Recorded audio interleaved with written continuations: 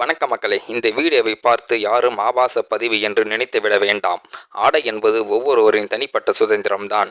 இதில் யாரும் தலையிட முடியாது. ஆனால் அதே நேரத்தில் இடம், சூழல், பாதுகாப்பு இவையும் கவனிக்கப்பட வேண்டும். நாம் எப்படி உடை அணிவது நம்முடைய விருப்பம். ஆனால் நம்மை பார்க்கும் உலகம் எப்போதும் நல்ல மனதுடன் பார்க்காது என்பது உண்மை. மரியாதையோடு பார்க்கும் கண்களும் உண்டு, மறைமுகமாக அளவிடும் பார்வைகளும் உண்டு. அது தவறு, அவர்களுடையது அல்ல. ஆனால் நம்மை நாமே காக்கும் கவசம் நம்மிடம் இருக்க வேண்டும். பொது இடங்களில் இது கவனத்துடன் உடை அணிவதும் நம்முடைய மதிப்பையும் நிம்மதியும் காக்க உதவும். மேலும் மேலாடைக்கு தகுந்தபடி உள்ளாடையும் தேர்வு செய்வது முக்கியம்.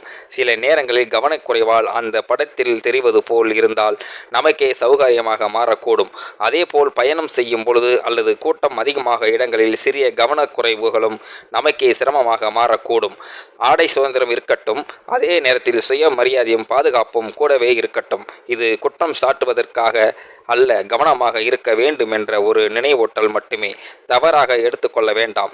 புரிந்து கொள்வீர்கள் என்று நம்புகின்றேன். இதில் தவறு எதுவும் இருந்தால் மன்னியுங்கள் மக்களே. இந்த வீடியோ பார்க்கின்ற நீங்களும் இந்த வீடியோ பற்றின கருத்துக்களை கீழே உள்ள கமெண்ட் செக்ஷனில் மறக்காமல் சொல்லுங்கள்.